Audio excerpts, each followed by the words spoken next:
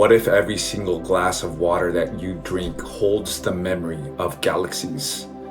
And it is the key to eternal life. You've been taught water is just physical. But the truth is that water is a living, multi-dimensional being and consciousness that holds our forgotten divine blueprint and the very codes of our immortality. Water is currently existing simultaneously in all 15 dimensions of our universal time matrix. On dimension 1, you see liquid, but on dimension 6, 9, and 12, water becomes a conscious crystalline intelligence holding light-encoded memory from source. It's the only element in our body that can phase shift across densities and dimensions without dying, because water, in its original form, never lost its eternal connection. And the ancients knew this. In Lemuria and pre-Egypt, the living waters was not a metaphor. They were plasmic waters that held eternal life codes, directly transducing source frequency into the body. And this is what Jesus meant when he told the woman at the well, "Whoever drinks of the water that I give shall never thirst again." He wasn't talking about physical hydration. He was offering her a reconnection to the eternal flame through hydroplasmic consciousness. So you've heard that water holds memory. Shout out Dr. Emoto. What most people don't know is that water binds your emotional trauma to your physical body. And it's doing this through radial encoded structures.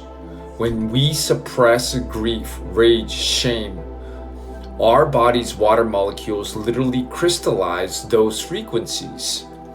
And this is why trauma causes dis-ease.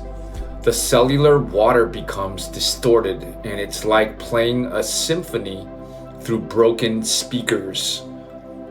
But when you expose your body and remember and reactivate the eternal flame frequency within through chanting, prayer, coherent intention, breath, that same water unlocks and it releases the frozen code. It becomes a conductor of remembrance. And eternal life sciences, this is what is called hydroacoustic re-encryption. It's the first step in base 12 eternal life DNA remembrance. The mind thinks it's in charge, but your thoughts actually ride on bioplasmic current, which are energy waves made of light and life force. And guess what carries the current?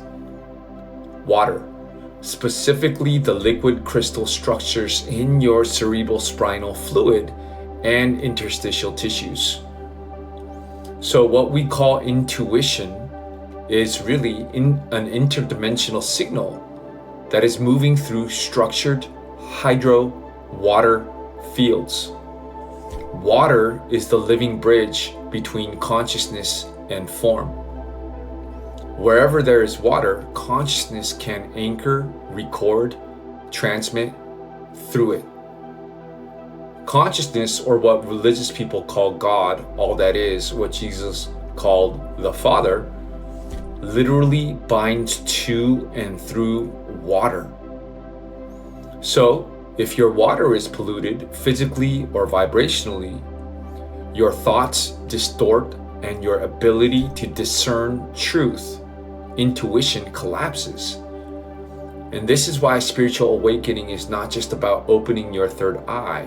It's about clearing and purifying the waters through which Source speaks to you. Jesus, Buddha, Mary Magdalene, they all underwent purification rites in living water. This was not for show, but because they understood. To hear God clearly, you must drink the silence between the atoms. Water is not passive. Water is the original messenger, a living scribe that records every word, emotion, and intention. It is your emotional hard drive, your spiritual amplifier, and your cellular gateway to the eternal. The woman at the well didn't meet a preacher. She met a plasmic technician from the unify field, offering her reconnection to the eternal living template. And here's the truth. That offer was never rescinded. You still carry the codes. You are still made of the same multidimensional, eternal, everlasting water. And when we purify, restructure, and speak love and intention into the water, we don't just heal ourselves. We become a fountain of eternal life for the world. Because the next revolution is not going to come by fire. It will come through water that remembers itself. Keep the water pure.